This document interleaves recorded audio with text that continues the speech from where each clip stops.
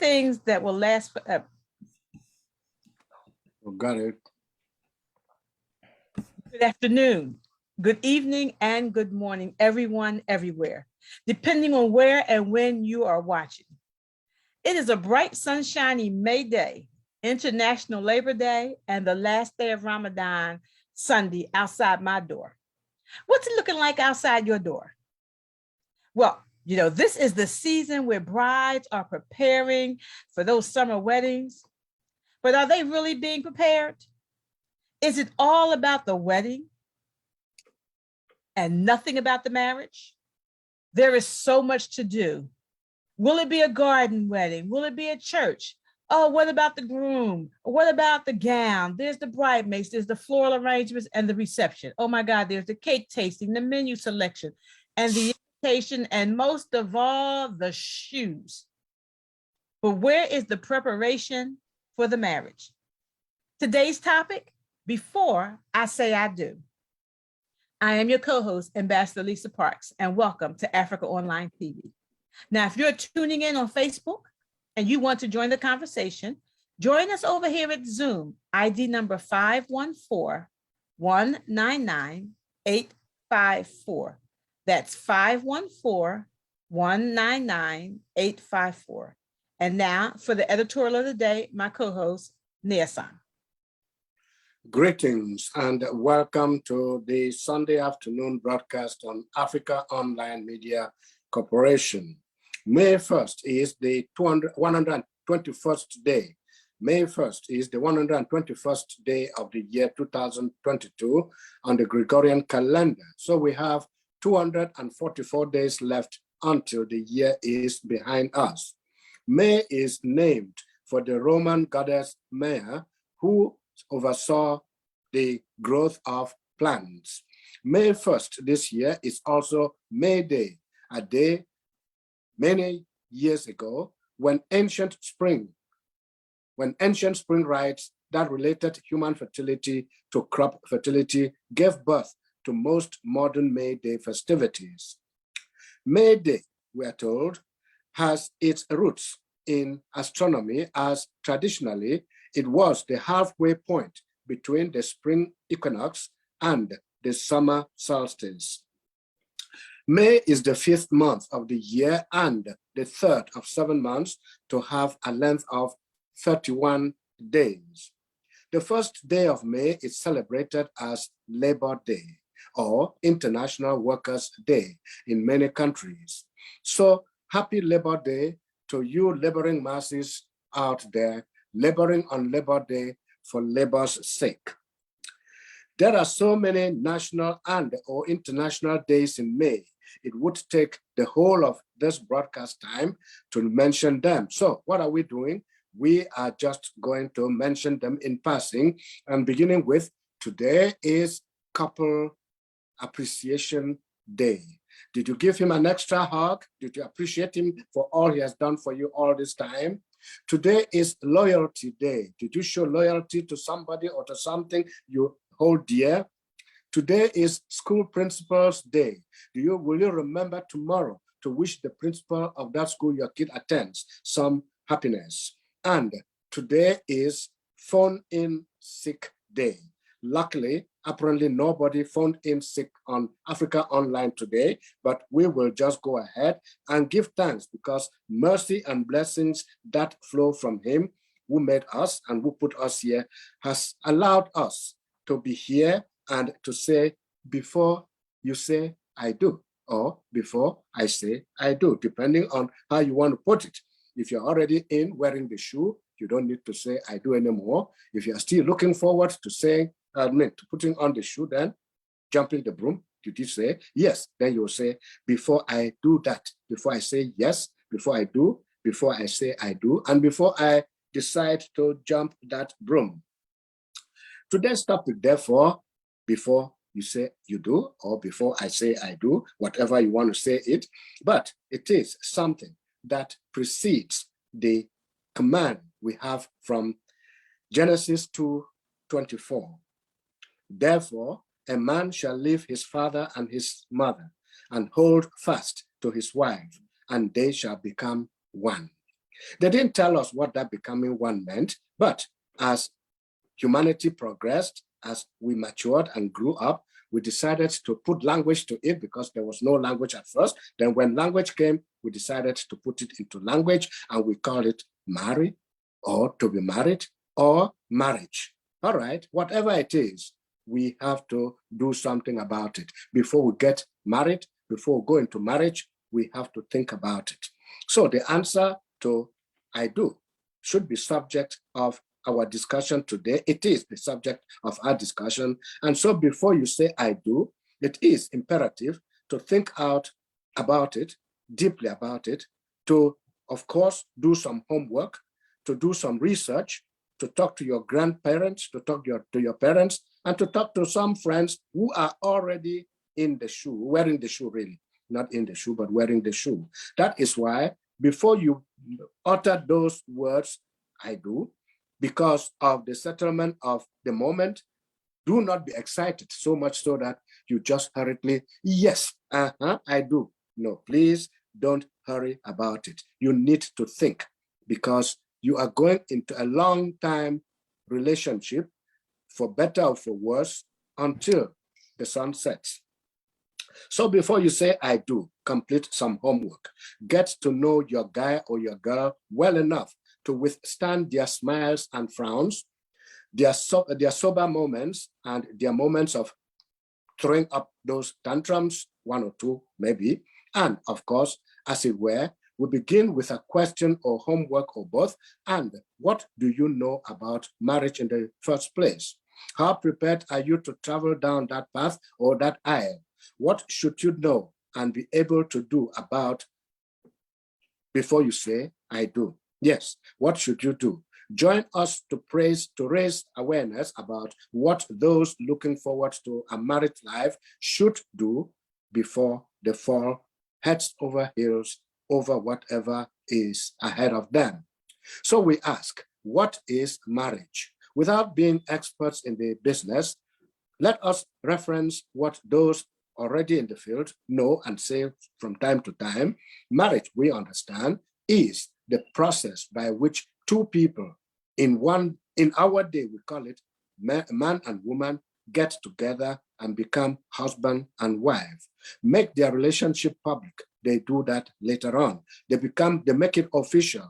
And of course, they want it to be permanent. It is the joining of two people, male and female, by our understanding in a bond that putatively lasts until death. We further understand from the reasoning that over the years and over the course of time, the relationships may, well, wane as the moon rises and wanes. So the sea brings in the waves. The waves come in and they recede. And of course, personalities also change, bodies age, and romantic love wanes and waxes. Be prepared, therefore, to play the artist, taking or giving a stroke at a time until that angel emerges, until death do you part. What do you know and what are you ready to do before you say, I do? Should you receive parental advice, parental blessings, and convince yourself that this is the right thing to do, this is the right time to go for it? That brings us to the central issue in today's Africaonline discussion. Where should parents fit in the choice of a husband or a wife, for that matter? Do parents have a voice before you say I do, after you have said I do, and going forward? Be that as it may, and unfortunately, the pressures of today's world are leading so many to ask and answer that question and get married for all the wrong reasons. Asking and answering that question, saying I do, should only come after you are convinced that you are ready for marriage, a commitment that ought to be, and in fact, it is accumulation of the joys and sorrows of two individuals, two hearts, two families, and a burning desire to build bridges of understanding and acceptance throughout the years. All this will only last when all parties concerned commit the arrangement to the Supreme Being who alone ordained and blessed it from day one. Therefore, a man shall leave the father and the mother and cling unto his wife, and the two shall become one. Please don't let it break. Make sure it lasts. Before you say I do, think twice and be ready to go for it. Ambassador Lisa, that is how I conclude this one, but I think we should go over to the chair of Africaonline Media Corporation, Reverend Palm, and she certainly has a word for all of us, and we get the conversation going. Reverend Palm? Yeah, thank you so much, Nia Song. I apologize for my voice. I was actually going to stay muted during the show, but since you handed over to me, I will say something. On behalf of Africaonline Media Corporation, I want to welcome all of you. Nia Song, of course, with your, I'm going to have to watch this show again to listen to your editorial because I was distracted. Madam Ambassador, you are so amazing. Sister Ruth, you're amazing. I love your background. Sister Deborah, you're welcome. Love your background. Sister Nancy, you know, I love the mask. This is covering your face. And we want to welcome all our viewers on this first day of May. I know Nia Song probably talked about is National Principal Day, National Loyalty Day. We have stayed loyal to you guys for more than 6 years, and we're going to continue till Jesus comes. You know, we want to thank all of you for your loyalty, all our viewers. And if you are dating somebody or you're in courtship, we encourage you to join the show, the program with Zoom ID 514-199-854 and weigh in. I shared a video on the WhatsApp chat room before by Minister Crawford Dollar, and he was saying that ask the guy if he has his own place, if he has a job, what he does, if he gets angry, if he throws things. Ask the woman if the hair is her real hair, if the eyelashes are her real eyelashes. You know, I asked to see her when there's no makeup on. You know, what is their relationship with soap and water? So that was just hilarious, but it was important. Those are things that you need to ask, you know. So, but I would just like to hand back over to the anchors. Ambassador Lisa, please. I'll stay muted throughout the show if that's okay, the rest of the show. So I can rest my voice. But at the top of the hour, I will play the anthem. So Ambassador Lisa can stay happy. Over to you, Ambassador Lisa. Thank you, Reverend Pam. Yes, I agree with some of those things that Creflo Dollar says and asks. So we're here to talk about Before I Say I Do. Again, I'd like to welcome everyone as well. And in my opening monologue, I said, you know, that women, especially the women, the brides, are so focused on the dress, the gown, the cake, the right color, the right flowers. But what are they getting in counseling? If they're getting counseling at all, what are they doing to prepare for after? What are they doing to prepare before they say I do? And yes, all those things are important. That big day is very important because all eyes are on you. But after the honeymoon and when you come back home with that man or that woman, are you prepared for the marriage? And that is a place I believe that a lot of people are missing it. So we want to talk about Before I Say I Do. And we've got some married people. Sister Deborah, are you married? I'm not sure. So, okay, we got some single, we got married. And I know Nia Sung is married from what Reverend Pam says. He's been married since time began to the same lovely wife, which makes me very happy to hear. So we're going to talk about some of those things that you need to know before we say I do. Some of the very simple things, but they're very important and very key. As Reverend Pam said, what is your relationship with soap and water? I was watching a clip of a comedian on Instagram, and he was showing a clip of this woman who was showing her tattoos. But what she was saying, she said she was freshly washed, she was like freshly showered 3 days ago. And he thought it was funny. You know, he said, maybe you're fresh the first hour, maybe after the second, maybe the fourth or fifth hour, maybe you're still fresh. He said, but 3 days later is not freshly showered. So what is your relationship with water? You know, the bride, what is your relationship with water? You know, how do we merge our money? Do we want to merge our money? Are we going to merge our money? These are the things I believe that should be coming up in counseling before people say I do. So we know, so that these brides and the grooms will have very healthy mentality about what is expected. But so often they're so in love, and all they see are the roses and the stars and the little twirly birds around their head, that they see none of that until after all the wedding preparation things are over, and they go home and they're like, who is this monster that I married? I didn't know he was going to be, hold on to his money. Things like, when we're dating, is he spontaneous with his money? Does he just show up at the door with roses? And does he show up and say, come on, let's go here and let's go there? And you fall in love with all those things. But after you get married and you have a home and you have bills, you find that spontaneous spending is not as fun as it used to be. So these are the things we want to talk about before we say I do. So let's open up the conversation. We don't have a guest speaker today, so we're just going to kind of talk about some of the things that maybe we were not prepared, maybe some things that we were prepared for. I know Sister Ruth has been married almost since the beginning of time as well, to cool Uncle Bill. So let's talk about some of the things that she learned that keep her happy and married to the same man. Ruthie, welcome. Thank you, my sister friend. Let's see. You want me to answer what keeps us happy? Yeah, some of the things that maybe you were told during counseling. I know that your sister married you, and she's very happy that you all are still together because that counts in her favor. So, what are some of the things that you were prepared, that you were told that helped you prepare for before I say I do? I would say one of the things was, what you see is what you get. Mm-hmm. That was one of the main things that kept mom, sisters, all those that were older than me. You don't go in there trying to change someone, and what you see is what you get.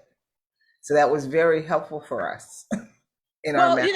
What about when because most time during dating, everybody's got that mask on, they got their best foot forward, and then after they got you, they'd be like, I got you now, I don't need to do all that. So how does what you see is what you get plays into that?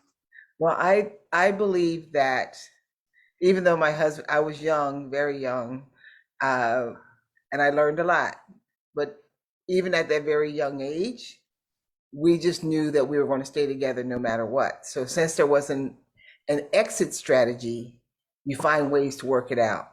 That's good.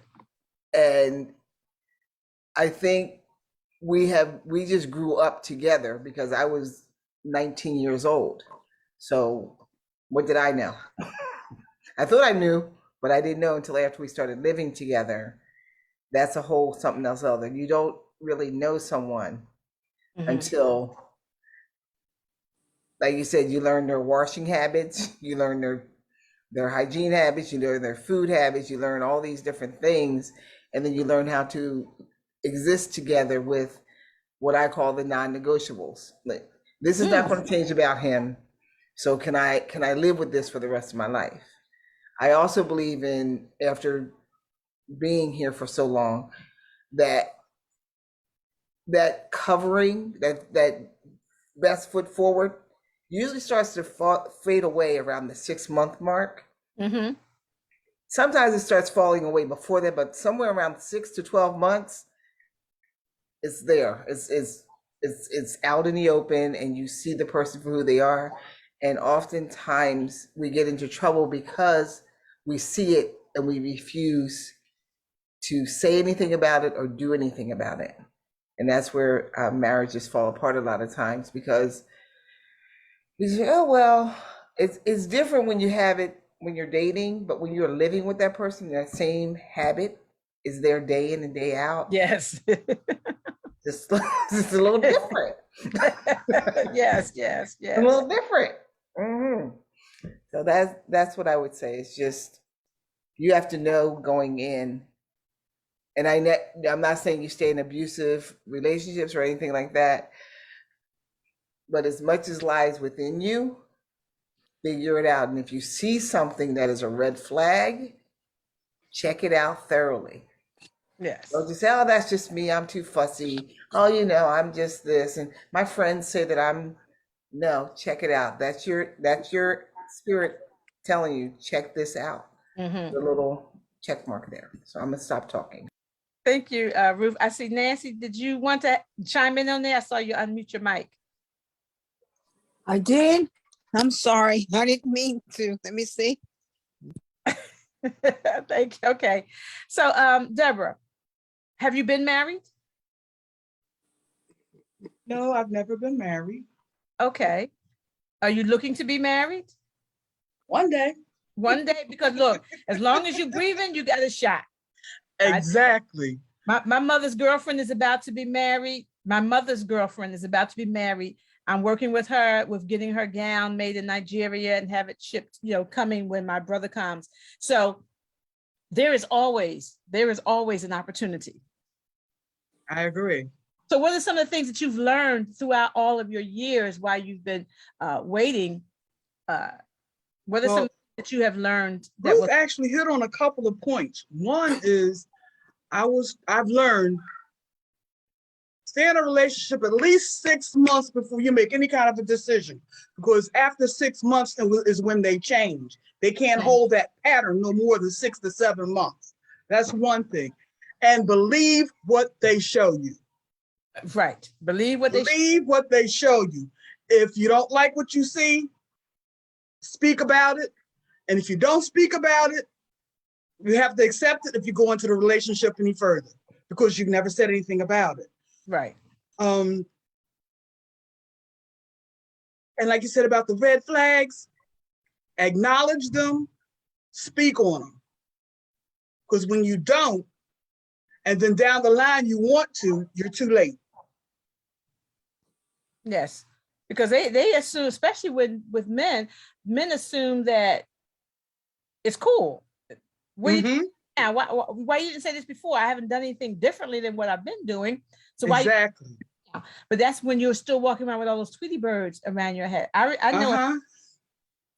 Been there, done that. Yeah, I know a sister who called me to ask me, what did this boy's mom do to him? I said, what do you mean? She said, he doesn't clean, he doesn't cook, he doesn't do. I said, but he didn't do those things when you were dating for those 2 years. Were you so in the clouds that you didn't notice that he didn't help you around the house? That you never saw him go in the kitchen? Now all of a sudden you want to send him back to his mom? No. You stuck. You didn't say that. You didn't say, come on, let's go in the kitchen and cook together. Let's try this out. Because you could make those things, some of those things men consider to be women's work. You can partnership. You can make it a fun activity that you do together. So it's no longer women's work. It's something that we do, that we enjoy together. Nia, exactly. You up there have been married since the beginning of time. How do you make it work? Well, I was going to turn to Sister Nancy first. Let her say her piece before I come in. Apparently, I'm representing all the men in the world. So that's right, because Ronald's not here today. Yes. So, Sister Nancy, what is your take on before you say I do, or before you said I do, or when? What is my take? Yes. What's your take? Anything worth having is not it's hard. It's hard. I always say marriage is hard. Raising kids is hard. It's a lot of work if you do it right. If you just let it go all nilly-willy, then it's very easy. So it's a lot of hard work, and you have to put your time into it. What was some of the advice that you received before you said I do that helped you to remain married all these years? We got together on a blind date, and we got married within 10 months, and everybody went crazy. So we didn't have anything said to us, but why are y'all doing this so soon, so quick? But we did it anyway. Now it's been 33 years and we're still here. So wonderful. We're still here. We're still here trying to make it. Hey. And you are making, that's wonderful to hear. 33 years from a blind date, 10 months, and we're wonderful. 33 and 2 beautiful children. Beautiful children. And still talking about it, happy about it. Thank you. Children. That being said, yes, I know Ambassador Lisa is itchy to know what these years have meant. It's been a long journey, but a very successful journey, beginning from when it began. There was no dating. It was just a question of, I meet you, I know you, and I want to get married to you. And before we knew it, in 9 months, like somebody just said, we were already getting engaged, getting prepared to move forward together. And since then, it's been, if I can put a date to it, if I can put a number to it, I think it's been 47 years now, even though Reverend Pam will say forever, but it's been 47 years and counting. Wonderful. 5 boys, 6 grandchildren, and moving on, continuing, living together, never getting, pointing a finger at each other, accepting each other for who they are, and being who we are, and making the train move on, never stalling, never lacking fuel, just making sure that it moves on and on and on till today. Wonderful. So, being the only man in the room, I'm going to ask this question. For those of you who dated before you got married or before you said I do, how long should the dating take place before you say, before that the guy asks the question? Or are you the one that says, oh, but we've been going out for the past 2 years, you've never asked me that question. What are you waiting to ask? So what should young girls today do? What should they expect? Too many questions at the same time. Let's start with Ruth. Okay. Yeah, there were a lot of questions in there, so I'm gonna try to. The one was, what should the young girls do, or how long someone should be dating? Yes. I believe that it really depends on the two people, and sometimes it depends on the age of those people. But I don't think that you should rush into it. Mm-hmm. Especially if you see those red flags, it might just be a little thing that seems off, and just don't let that slip by. When it comes to the dating and the marriage part, I think at least 6 months, at least a year, 6 months to a year to really get to know someone. And the advice I would give to young ladies that maybe I may have missed the lesson is, it's okay not to be married. It's okay. It is okay to not be married. That is very good. That's a good point. Deborah, Yes. I'm sorry, go ahead. Just to cut in there, what if the family says no? Ruth, please, you really need a man by your side. So you really need to get married. Now we're talking Africa pressure versus US now. We're talking Africa versus US. If the family pressure, yes. With family pressure, because I live here, I would just, like, my family could not, especially if I'm an older woman, I don't think your family could be able to pressure in to getting married. But if I'm a young girl, still impressionable, I may go ahead and do it. And then I know people that got married under pressure, and within months, the marriage was over, just done. And I'd rather you wait, but under pressure, don't do it. Especially if you're under pressure. If you have a pressure to get into a marriage, that's not a way to go into it. No, it's not. Today, some young girls do that. They pressure the man to propose and they get married. And then, of course, as you say, before the sun sets, the doors are wide open. They're wide open and running out the door. Either the man needs to walk away, yes, or the woman needs to find another tribe of women that will explain to her it's okay to be alone. Mm-hmm. Okay. Now, Ambassador Lisa, you've been to Africa. You know some of the cultures in Africa. Yes, I do. Yes. But you know that there is hardly counseling before marriage. People just meet and get married. And then, of course, as they go along, the men fences as the holes pop up. Yes. I asked my son, my firstborn son in Uganda, I asked him, I said, when you met, my daughter-in-law, how did y'all date? What? He said, no, I saw her in the internet cafe. I liked the way she looked, and I walked up to her and said, you're going to be my wife. And she said, okay. And that's, they were working on going towards a marriage. They were dating. This Western culture or concept of dating is just now hitting the continent. The last 10 years, even if it's been that long, there was, excuse me, there was no such thing as dating.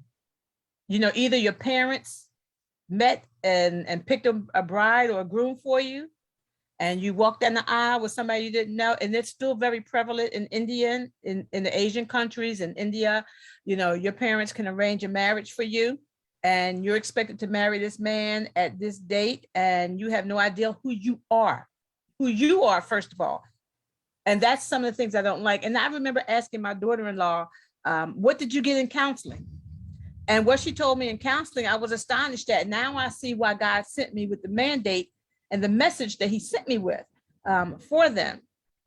But yeah, so especially in West Africa is very famous. I don't want to call the country, but those mothers are famous for pushing them daughters into marriage, knowing that that man is beating her during the courtship time. He is beating her after the introduction. He is beating her throughout the marriage.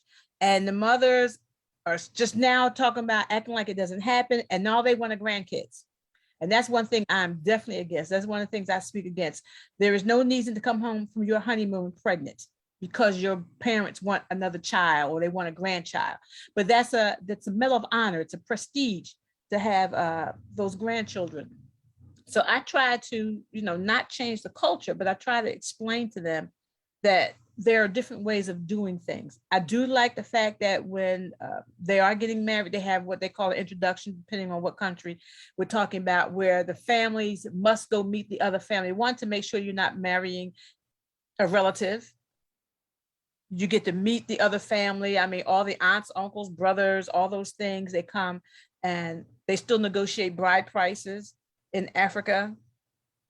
And please don't die. Oh my God, please don't die and you have not finished paying that bride price, man, because the family will not let you have the wife's body to bury. And I mean, there's just so many, there's so many cultural things that just need to be unpacked. And I believe now that they have access to the internet and they have access to a world now. They have access to an international world where before it was just them in their village or their town. They didn't know anything outside of that, but now they have access to an international community. Things are changing. They're beginning to change. There is I'm gonna find it before the day is over. There is a UN bill that has been signed. And just recently, I don't want to start talking about it because I can't call her name, but just recently, about 4 weeks ago, a very famous gospel singer in Nigeria was murdered by her husband, a pastor. And she had been beaten since she had been dating. And, just kind of, just that open abuse moved her away. There was no counseling. In none of the interviews I read or listened to. No one said anything about them having counseling. He just came to the mother, said, I want to marry her. And she sent her off to be married to this man. And she's ended up, losing her daughter behind him thinking of her as property. Now, let me ask you, Nia-san, you're older statesman from Africa. And you said you just saw your wife, you just saw her and you wanted to marry her. You didn't really have counseling, but did you view her as a woman, as an actual person, or did you see her more as property? I saw her as a human being, another person with whom I wanted to spend my life. I have a cough, please, so please forgive the cracking voice. So I had thought about it. I was in university. I thought about the kind of woman I wanted. And I said, before I graduate university, I should be married because I was going into the journalism profession. If I didn't pick a wife before I went into the journalism profession and I became famous being a journalist, I would never get married. So I better get married and block the road for all other drivers who may want to rival that person whom I want to get married to. And I did that and it succeeded and it has succeeded and it continues to succeed.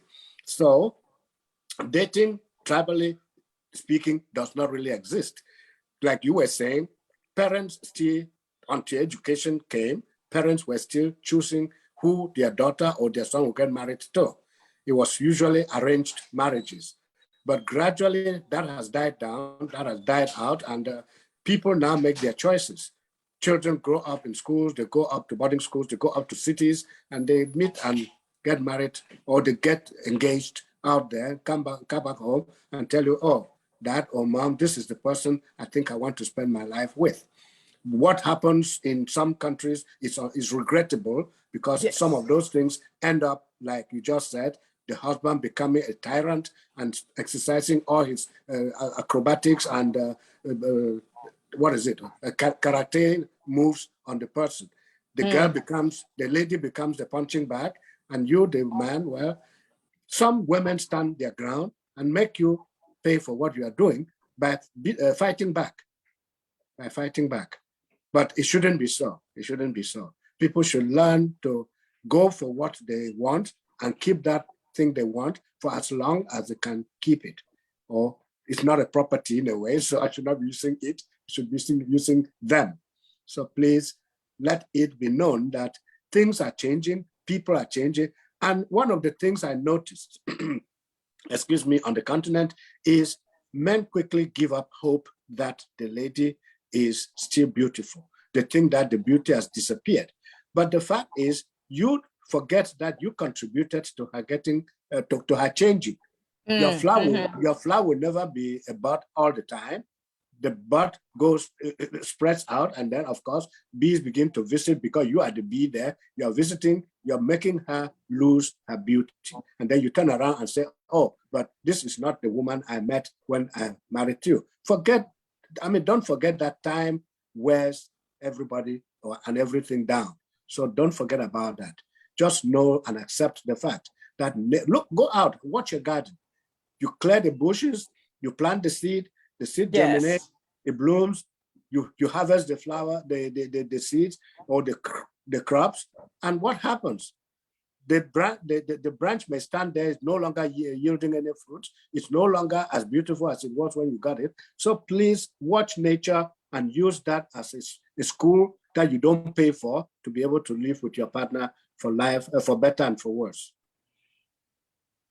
Thank you. So let me ask you one more question. When you made that decision concerning your wife, that you saw her as a person, the person you wanted, were you an exception to the rule?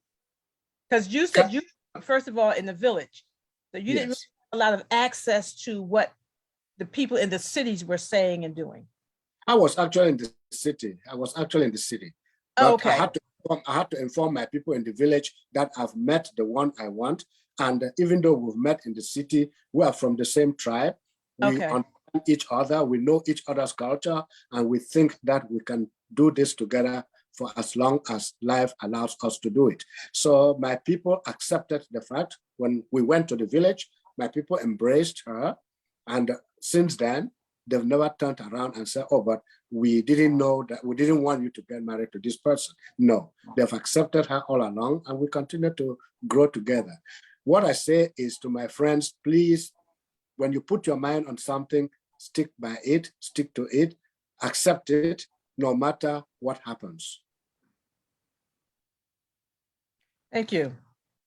And I think you are an exception to the rule, because like I said, a lot of the men don't value they don't value the women. They don't value the helpmeet that God has given you. So we want to get back to, before I say I do, some of the other key things that we need to talk about before you say I do. And one of those things is finances. How do we handle our finances? These are things that we should be talking about. And for those of us who are in ministry, who may be counseling, these are the things that we should be discussing with the bride and the groom. How do you handle finances? What is your credit score like? You know, because when you marry this man or this woman, you're going to be taking on that debt. And sometimes when you're trying to get a divorce, I watch a lot of divorce TV and divorce court, that debt now becomes marital property. And if you live in a state where it's 50-50, then that half of that debt, even though it was before you came along, sometimes half of that debt becomes yours. So we want to be talking about debt. We want to be talking about how do we handle finances? How are we going to handle our finances going forward? Are we going to have joint accounts? Are we going to have our separate accounts and then maybe we have a joint for the family? I personally never learned joint money. And at this age, I can't even imagine having joint money. I can't imagine putting my money in a bank account that he has access to. It just does not work very well for my mental status at this point. So, Ruthie, what were some of the things? Oh, someone said, what about passwords for spouses on the cell phone? I don't believe in passwords. I'm not going to have a phone laying around where you can go into it, but at the same time, I don't want to be going through your phone either. If I can't trust you enough, because I have male relatives, I have male friendships. I have male friendships in the city. I have them out of the country. So I can be talking to a man, a woman, and if you want to pick up my phone and be going through it, then our relationship is going to come to an end because there's no trust there. So, and that's very key, trust. So these are things that we ought to be talking about in counseling. Finances. How do you trust me? Are you going to be going through my phone? Do you want to know who I'm talking to? I have an international ministry. I'm up 2, 3 o'clock in the morning sometimes texting somebody or talking or praying with somebody. So these are things, like I said, we live in a very wide, very big world now. So these are things that we need to be talking about. So we want to talk about some other things before you say I do. What is one of the other big things that we should be talking about? Okay. Well, when it comes to cell phone passwords, my husband has my password, and it's my phone. We have passwords because you don't know if you're going to lose your phone somewhere, and then somebody gets all my business, and somebody gets my stuff. So we have passwords, but I know his passwords. He knows my passwords. I can't fathom that the person I'm married to cannot have my password. Right. Okay. Or the person I'm married to goes through my phone and starts asking questions about what's this and what's that. It's like you said, either you trust me or you don't. You don't, right. Mm-hmm. I too have, because I'm in business, I have male friends, female friends, I have people international and things like that. And he's free to look at my phone at any time. But it's not like let me see your phone, what are you doing? It's when it comes to money, that is a really big topic. And that is something that needs to be settled before you get married. Yes. You need to sit down and say, this is how the money's going to roll. That, me being as young as I was, that just wasn't in the forefront of our minds. And some of the things that I believed, I no longer believe when it comes to money, and the man must take care of you and all that kind of stuff. When you read the Bible, there's this woman in Proverbs 31. I don't think she was worried about her husband taking care of anything. No, she was not. In fact, she was so happy. He was so happy. He was sitting at the gate talking about his woman. I got me a good woman at home. She holding it down. She holding it down. Yeah. She holding it down for me so much I can sit right here with you guys all day and talk about it. But I believe I came up with, I can't say what other people came up with this thing about what defines a man and what defines the woman when it comes to money. And I read a book a while ago, and this woman, her father was the H of H&R Block, but he never taught his daughters or his wife how to take care of money. Wow. And when she got married, she married a scoundrel who stole everything from her. But her father, who didn't teach her anything, wouldn't help her. Oh. After he absconded with all the money, she had to pick up her own self. And women, we need to learn about money, how to do the budget. But there's also men who don't know any better either. Mm-hmm.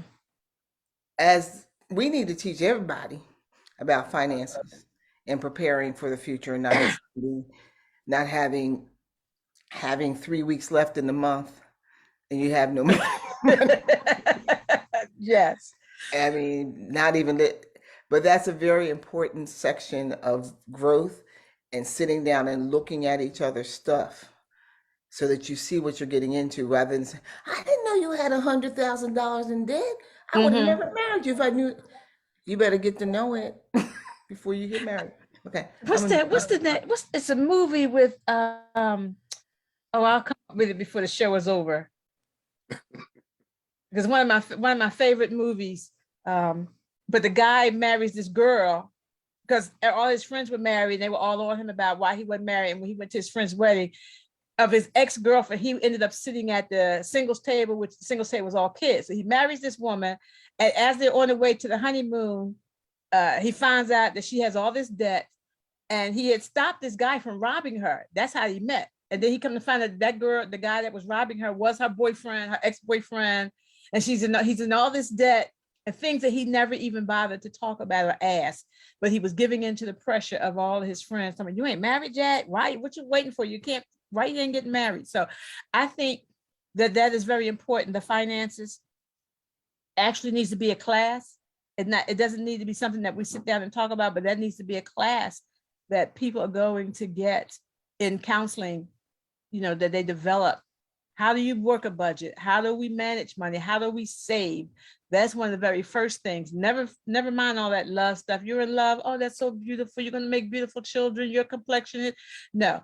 How are we going to, because finances is one of the number one things that is the cause for divorce and separation. That lack of understanding about money. Very important. It is just as important as clearing the farm to plant the seeds. If you don't clear that from the beginning, you get caught up in it in the middle of your marriage or whatever. Things fall apart and they don't get back together anymore. So it's good to talk finances as early as possible to understand the good and the bad of it all, to know that if we're having a joint account, it is because we want to settle our problems as a family, to make sure that what comes in is spent on what is purposeful, not just spending the money because you are the man, you want to go drinking with your friends and keeping the woman in the house and letting her suffer and not do anything. But discuss the finances from the very beginning. Accept the fact that, okay, it's going to be a joint account, but we will not individually go and collect money out of it. Let us let each other know why we're taking out this money or why we're making this expenditure and so on and so forth. It is very, very important. It solidifies the relationship. Money is the greatest enemy in every group, in every association, in every union. Yes, yeah, I agree. Nancy, you want to weigh in here? She's muted. Hello, hello, hello. Yeah, we're here. We got you. No, I'm listening. I'm listening. No, I asked, did you want to weigh in on the finances being one of the first things that you should talk about or be taught before you say I do? I think it's way too late for that. After 10 months and got married, 33 years into it. No. We're talking about things that should be taught before you say I do. Yeah, that's something that you should really talk about for real. I'm gonna talk to my son and daughter about that. Let them know. Thank you. I'm gonna let them know. Hey, get rid of some of your debt before you step into this. Definitely get rid of that debt and get rid of some debt before. Yes, talk about it. How is money going to be handled? Who is going to maintain the finances? Who was the person to do these things? Yes. Right. The other thing after finances, I think, is number of children, because some families want a house full. Some families don't need any. I mean, need just about one or two. But it's always good to also agree that, well, we are like this. This is how our family is set up, and we want to have so many or so few. But always discuss that. Don't let it catch you in the middle of the stream, and then you start thinking whether you should go downstream or upstream. So it's always good to discuss the number of children, the family size that you want. And remember that whether you are the man or the woman, your family, the woman's family and my family are all part of that family. That's the African way of it.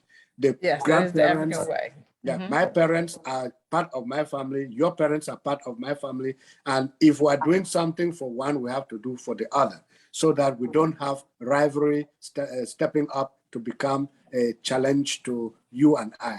So we discuss that together, and we put one and one together and know that, yes, we have to water the plants on in both gardens.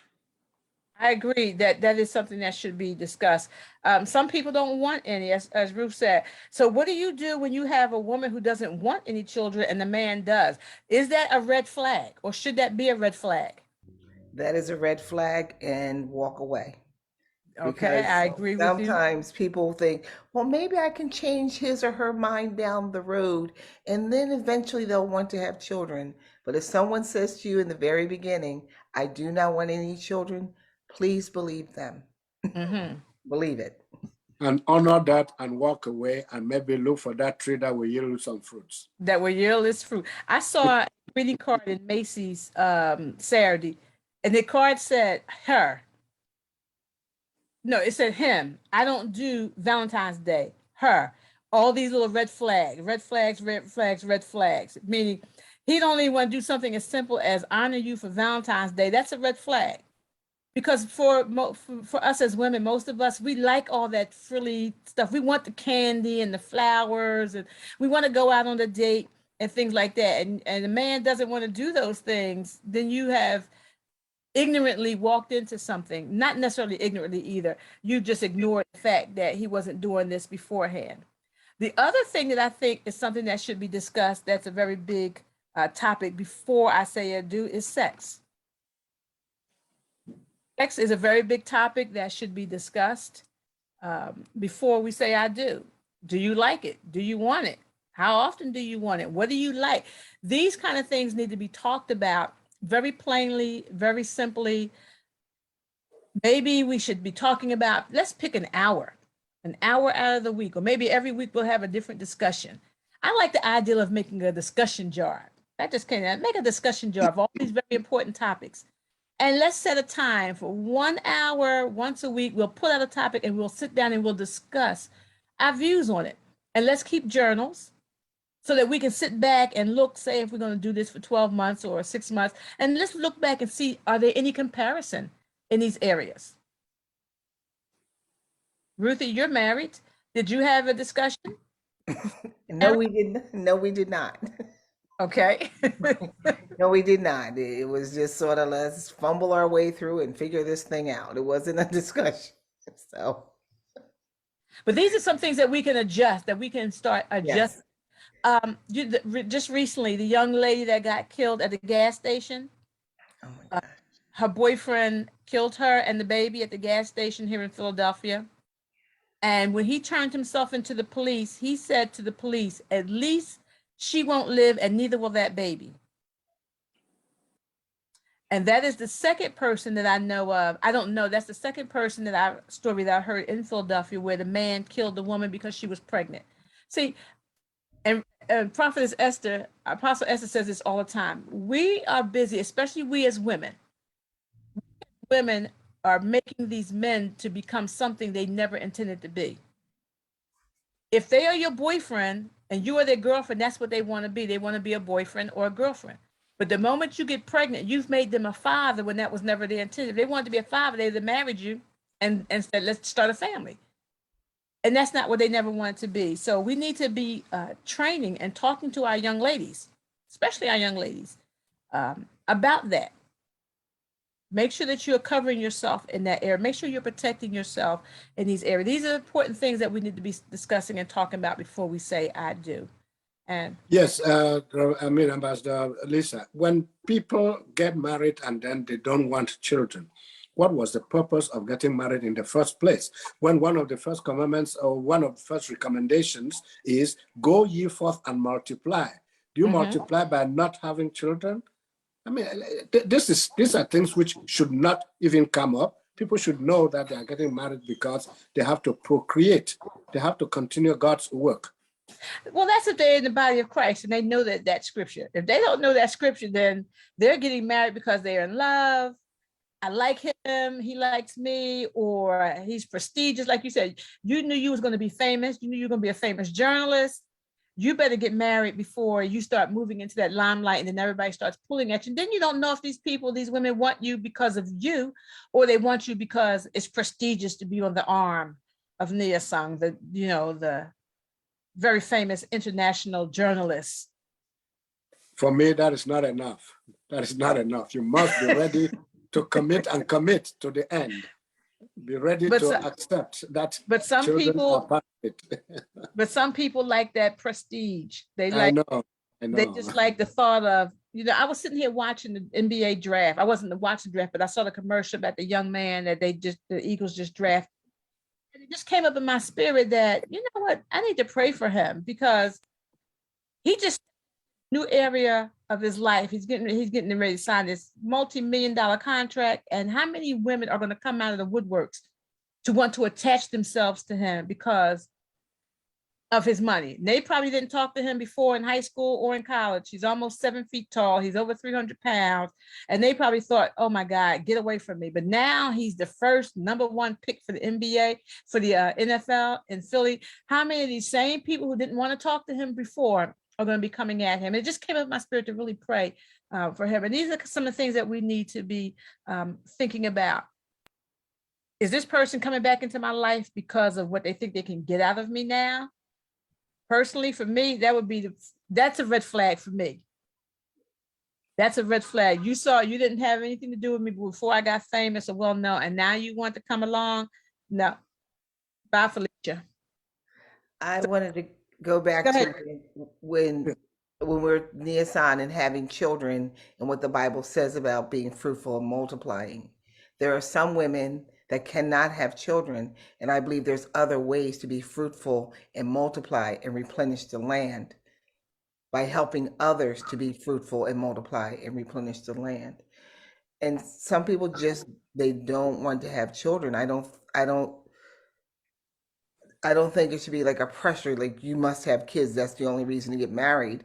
Sometimes you get married because you want to be with that person permanently. You want to make that commitment and that public declaration. This is the person I want to spend the rest of my life with or without children.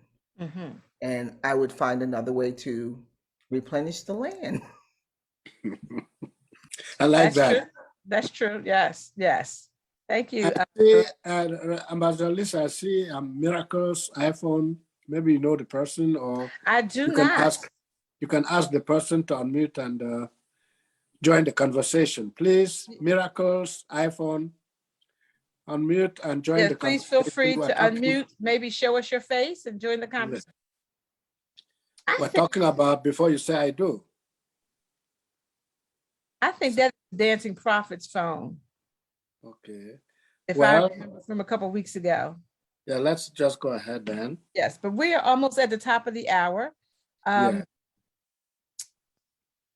And Deborah had to run. Oh, here she's there she is. We have about 3 minutes before the top of the hour. So what do you think, or what are your thoughts about, Nia Some said that what is the purpose of marriage if not to procreate?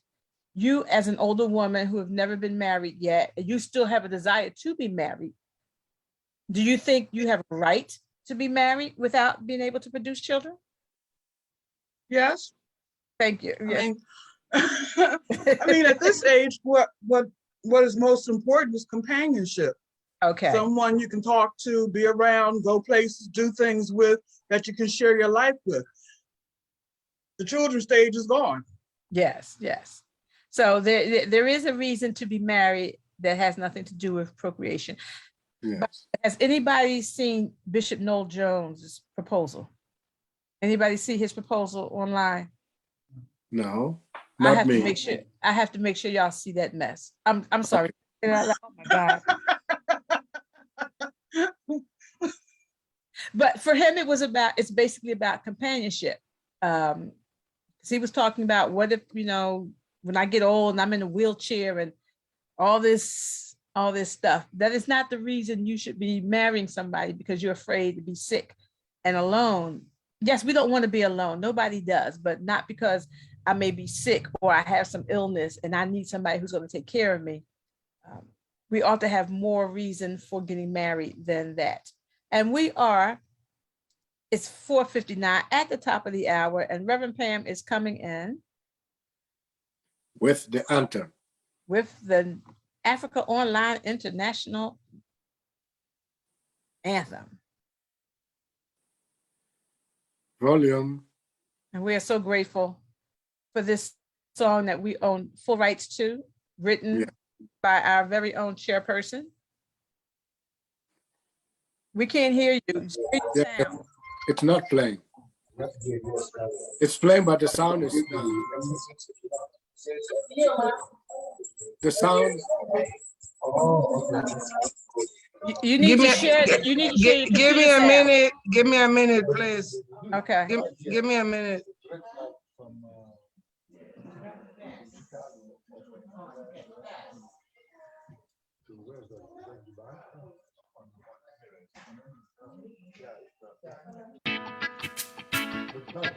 Oh, Africa. Oh no. Africans, Africans for Africa. Africans, Africans for Africa. Africans, Africans for Africa. Africans, Africans for Africa. Africans, Africans for Africa. Africans, Africans for Africa. Africans have many bright ideas. If only you let us share. If you really want to know my history, please come, sit down, listen to my story. God gave us a wisdom. He guides our footsteps, makes us shine and transform. Hey, as one people, with so many cultures, but indeed we are one. Stand up, Africans, let's save Africa. Let us all unite behind Africaonline Media Corporation. Stand up, Africans, let's save Africa. It's time to come together, promote awareness, progress, and solution. Hey. Africans, Africans for Africa. Africans, Africans for Africa. Africans, Africans for Africa. All Africans can rally for a common cause, to believe without judgment in what our brother does. To identify and resolve our challenges, to allow each other's ideas without regard to standards. As one people with so many cultures, yes indeed we are one. Stand up, Africans, for Africa. Let us solve all the problems plaguing our continent. Stand up, Africans, let's save Africa. Let us empower Africans in and out of Africa. Stand up, Africans, for Africa. Africaonline Media Corporation, that's a good way to start. Stand up, Africans, let's save Africa. They have all the resources we need to benefit our society. Oh.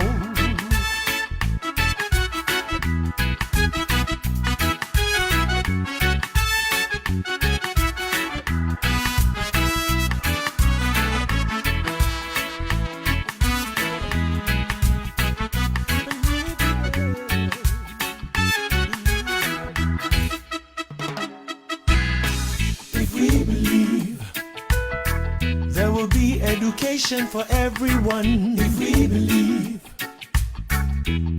prosperity for Africans. If we believe medical facilitation for Africans. If we believe Stand up, stand up, Africa, yes, for Africa. Africa Online Media Corporation, that's a good way to start. Stand up, Africans, let's save Africa. Africa is the cradle of civilization, the motherland. Stand up, Africans, for Africa. We were enslaved not because we were weak, but because of our hospitality. Stand up, Africans, let's save Africa. Jump on the Africa Online Miracle Jet. Don't be left behind. Stand up, Africans, for Africa. Together we shall succeed. Together we will win. Stand up, Africans, let's save Africa. We are writing our own story, the truth, and we shall tell it to the world. Stand up, Africans, for Africa. No more lies. Africans own Africa. No more lies. Africans own Africa. And again, as I said, we own full rights to that song, and it was written by our very own CEO, Reverend Pam. And Africans own Africa. We can change all of its problems because we own it. Next week's topic will be a second part to Before I Say I Do. It will be After I Say I Do. And if you are a married couple out there and you have some wisdom you'd like to share, come on and join us on next week's show for After I Say I Do. Also, Africaonline Media Corporation has an ongoing fundraiser called Operation Borehole 55, where we are striving to raise money to put a borehole in at least one medical facility in every country on the continent of Africa. We have already completed our project in Sierra Leone. Our next country of destination will be Kenya. And we're looking forward to having another online virtual fundraiser in September. So get ready, but you do not have to wait until then. You can visit our website at www.africaonlinetv.org and make a donation towards the borehole project. Any amount of money that you desire to donate will be okay with us. All of your donation goes towards the borehole project. No administrative fees, there are no travel fees, anything comes out of your money. 100% of your donation goes towards the project. You can visit us on YouTube, Africaonline TV, and you will see some of the country videos that have been submitted with a desire for a borehole in their country as well. If you have any questions, would like to reach any of the speakers that are on the show, want to get in touch with any of the speakers, want to know about any of the past shows, send us an email at info@africaonlinetv.org. And our final announcement for the day, we want you to save the date, put it in your date book for October 8th and 9th, 2022. Meet us in Atlanta, Georgia, where our sister organization, Africa's Brain Bank, will be hosting its annual summit and charity ball. More information will be forthcoming, later dates, but put those dates in the calendar and we'll see you in the ATL. Nea-san? Thank you, Ambassador Lisa. Je vous remercie, chers auditeurs. Africa Online Media Corporation vous prie de faire un peu de dons pour qu'on puisse continuer à creuser de l'eau, de puits d'eau potable dans les divers pays africains. Ça s'appelle Operation Borehole 55, donc Opération 55 pour les puits d'eau dans les 55 pays d'Afrique. On a commencé au Sierra Leone, on vise maintenant le Kenya et nous vous prions de nous donner un peu de sous. Va sur notre website africaonlinetv.org et faites votre petit don. Tout sera déductible des impôts. Nous vous prions de bien vouloir nous soutenir pour continuer à creuser ce puits d'eau pour que les pays africains puissent avoir de l'eau potable dans les centres de santé développés parce que, bon, les femmes accouchent sans eau. Et vous voyez, l'eau, c'est la vie. L'eau, c'est la vie. Nous vous prions. Merci beaucoup. Pour le mois d'octobre, nous avons notre consoeur Africa's Brain Bank prévoit déjà quelque chose le 8 et le 9 octobre. Ça sera en Géorgie, dans l'État de Géorgie, à Atlanta. Donc, nous prions de bien vouloir mettre cette date sur votre calendrier pour qu'on puisse vous retrouver à Atlanta pour la soirée organisée par notre confrère, consoeur, Africa's Brain Bank. Merci beaucoup. And please, over to you, Ambassador Lisa, as we continue the conversation. Thank you, Nia-san. So we're talking about before I say I do.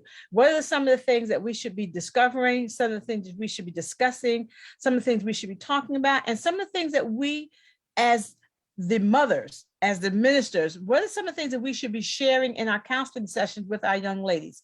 We talked about finances, we talked about children. Another thing I think is a key thing to talk about are goals. What is the goal of our marriage? I have never heard anyone ask me about any goals of our marriage. We just say, I do. And then you said, we just go off to try and figure it out. But we need to talk about what are the goals? What is the purpose of our marriage? Where do we see ourselves in 5 years? Where do we see ourselves in 10 years? Even 15, 20. So many people are falling out of love. Some people are growing and the other one is not. So that causes division. So one of the things I think we need to be talking about and sharing is goals. Are we able to support each other's passions and pursuits? How will our marriage affect our goals and vice versa? How will our goals affect our marriage? We're going to have this little discussion right here, talking about goals. Everybody seems, okay, Deborah is here and Ruth is here. What do you think about discussing and talking about goals? That should be from day one, Ambassador Lisa. We should discuss it from day one when we start that date or that dating in the hope that we'll eventually get married. We should be discussing the long-term, the short-term, mid-term, and long-term goals of why we're getting married. Are we getting married just for the pleasure of it? Are we getting married to create a family, as I said earlier? Or are we getting married to do all that and go beyond, survive and be each other's caretaker when life no longer is as flowery as it is now? So we should be able to discuss all that to be able to know that the garden we're planting will eventually get old, but we have to keep it moving. We have to keep it growing. We have to make sure that the crops we plant on it continue to prosper so that together we can tend those plants and ensure that the end is better than the beginning, because marriage is a lifetime thing. We should take it as a lifetime thing and be ready to go the whole 9 yards, as they say, until death do us part. Ambassador Lisa, that's my take on that. Thank you, Nia-san. Deborah?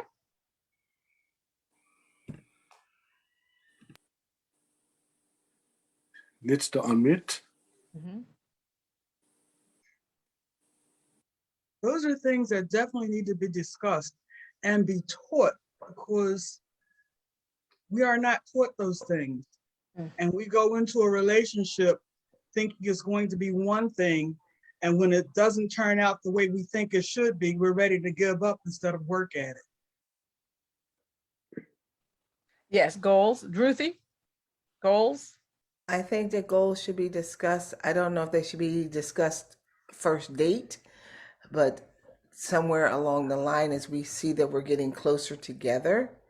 And, you know, I may have the goal to be an Olympic gymnast, and that takes many hours of practice, day, night, all day. It's beyond a full-time job. That person needs to understand that is one of my goals, that this is my goal, this is important to me, and I spend a lot of time on this particular thing. Will we be able to work our schedules through that? You know, I'm married to someone who loved sports, and he played on 4 different baseball teams in the summertime. Wow. Yeah. So, yeah. So being married to a sports enthusiast, after years of marriage, he still watches the sports. I'm just no longer sitting beside him as it's Okay. going on, as those things are happening. Yes. But what I've learned is you really need to figure out if this is something you can put up with, knowing that your spouse may be away from you for hours, and also having the understanding, is this for years or is this a one-time goal? Is this something that, once you reach that goal, life will go back to normal? So those are the things that we need to know going in. You had that open discussion about that. The other thing is family. Some families are very close, Mm-hmm. and other families may not be as close. So your family stopping by unannounced may present a problem. So that needs to be discussed. That my family's close, you marry me, you're marrying them, That whole family. you're Mhm. marrying the whole kit and caboodle, and they call me, they have access to me. Is that going to be a problem? And then on the other end of it is, now that I'm getting married and this relationship is getting more serious, I need to also set boundaries with me and my very close family. Mhm. Because sometimes people act like they're still single. Like, I got married, but I can still do what I was doing before I got married. Right. No big deal. And that's something that needs to be learned. Yes. I think that's a learned principle as well. Nancy, what do you think about goals? When should we be talking about goals? How should we talk about goals? Is it necessary to talk about goals?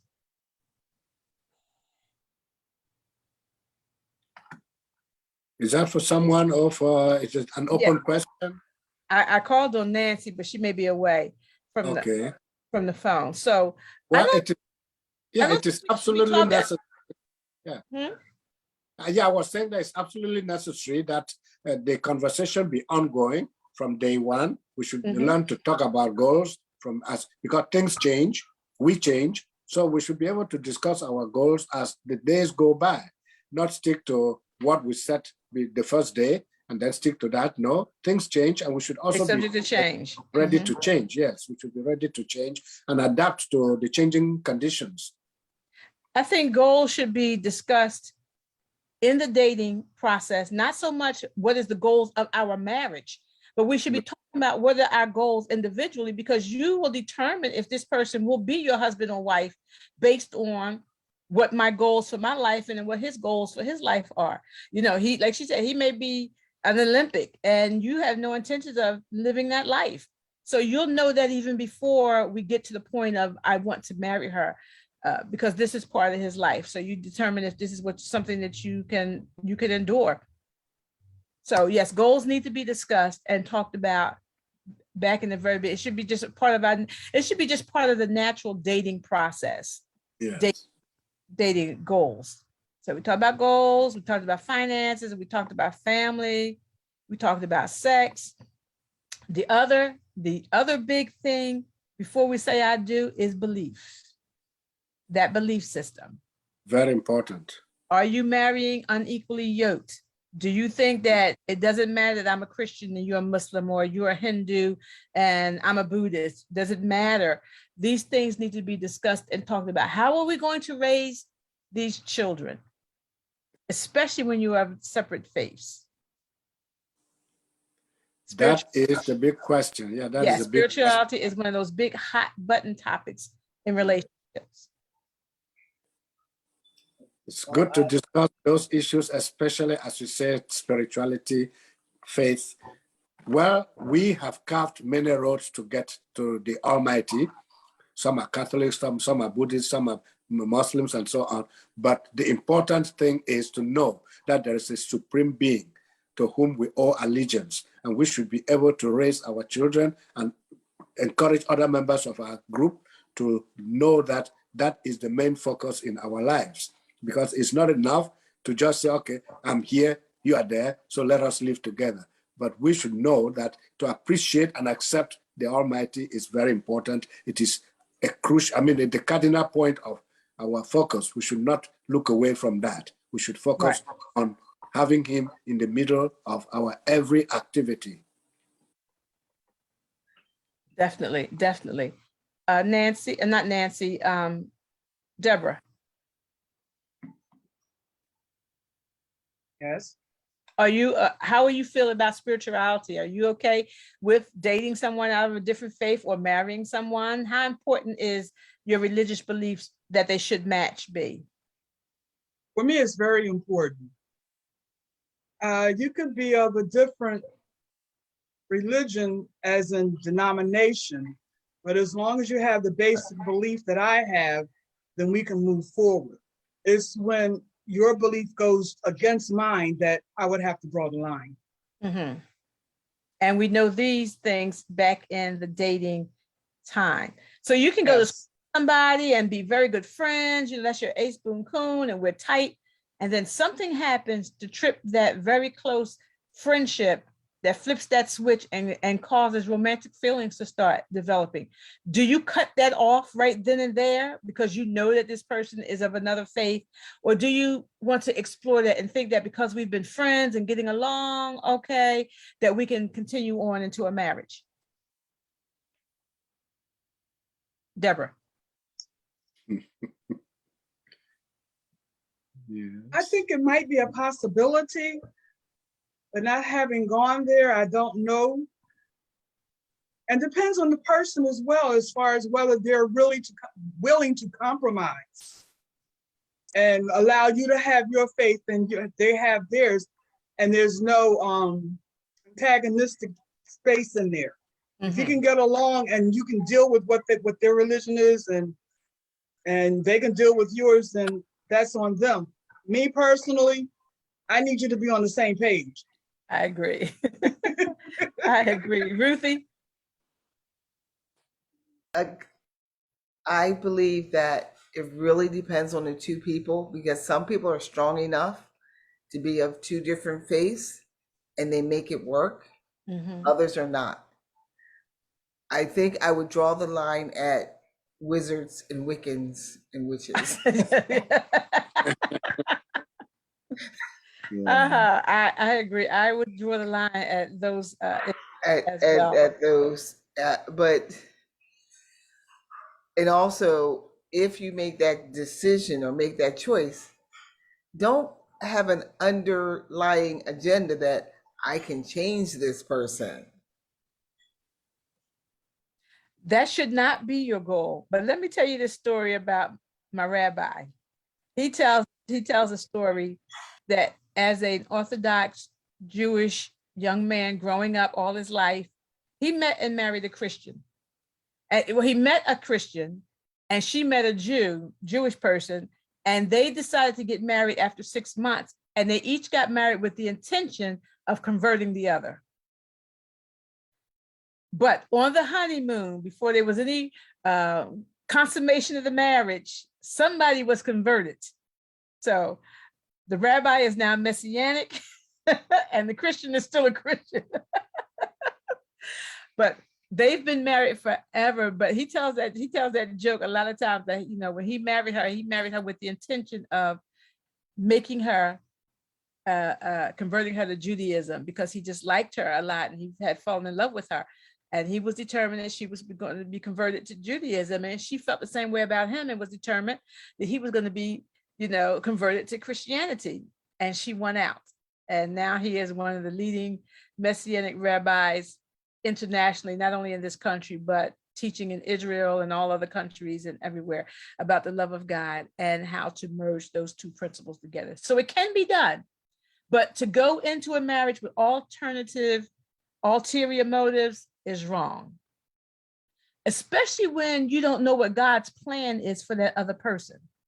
I tell people all the time, what if you marry this man and God tells this man to now go to the nation and minister to the Bush people in China, a country that's not open to Christianity? What are you going to do then? So make sure that when you're thinking about marrying this other person, that you thought about what is God's plan for this person? Ask God, where do you see this person going in 5 years?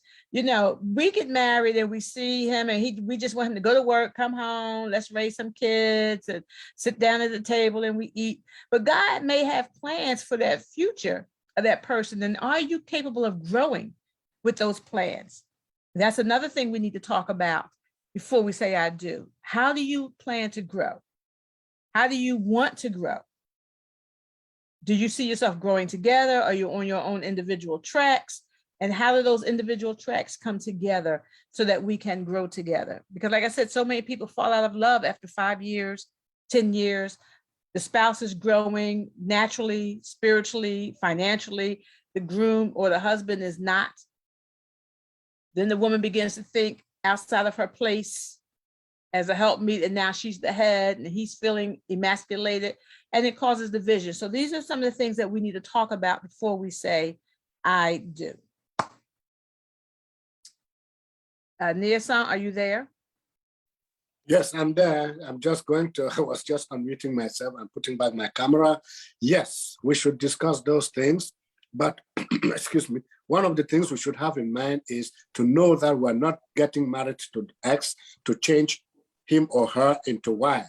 We're marrying them for who they are and letting them be who they are and live as who they are, as long as they are not getting into our way and then preventing us from being who we are, because it's complementarity. We should accept each other for who we are and live as who we are. The other point I wanted to bring in is that we should also remember that agreeing on where to live after you are married is very important.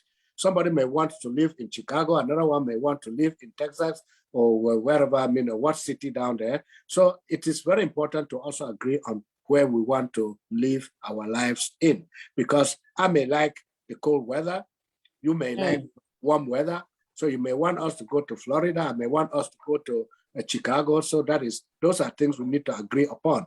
In Africa, we don't mind about that because we have just 2 seasons, rainy season and dry season. So, Right. so that is something we accept as they are because they happen whether you like it or not. But here the weather is in different places. So that is very important. Yes. Discussing and agreeing on each other's points, not letting them take over all your own points, but letting them have your 50-50. Yeah, let it be 50-50. I believe that if we make it a 50-50 agreement, okay, well, no 50. There can be no 50-50 in marriage. It has to be 100% and 100%. Well, when I say 50-50, I mean you bring your 50%, I bring my 50%, I'll make it one, because we're going to bring, once we get married, you got to bring all of you. You got to bring your 100 and I bring my 100. My 100 and we unite it, we move forward. Okay. Yes, because if you bring your 50, this means you're only going to stop it so far, and then he's only going to stop so far. So we got to bring 100% of ourselves. That's right. I was trying to imply that, but using 50-50. Oh, yes. Yeah, we got to change that because let us come together because 1 + 1 is 1 is not 2. That's right. 1 + 1 is 1. I like that. Your 100 plus my 100 equals 100%. 1. Yes, that's right. I like that. Well, I'm going to remember to incorporate that. It is 5:27, Nia-san. Yeah, I wanted to take a round of the table. I don't see Sister Nancy. Is she? Did you say she was out to something else? She's not there. I was going to call on her to give us a last word as we wrap up this conversation today. If not, I'll go to Sister Deborah. Please, your last word as we wrap up the conversation. I'm glad I got on today. This was very interesting. Moving on in relationships is fun right now. And I needed to hear some of this stuff to give me a little something to go on, because I really never had the instruction. And I've learned things over the years. But for the past 20 years, I've been celibate. So this is a new area for me. Okay. And I am absolutely loving it. And I appreciate everything I heard today. Wonderful. Thank you. Thank you. And make sure you are here next week because it will be after you say I I ain't still do. gonna be here What next next? week too. Yes. After we say I do. After you say I do, what next? Yes. So is Thank you. our person Miracles iPhone, can she or he unmute and share their last word? If not, we'll just continue. Apparently, we'll go to Sister Ruth. What is your last word after all this conversation on before you say I do? I believe my last word is know what you're getting into and keep your eyes wide open. I had a pastor that would say, love is blind, but marriage is the eye opener. Yes, I agree. Jesus.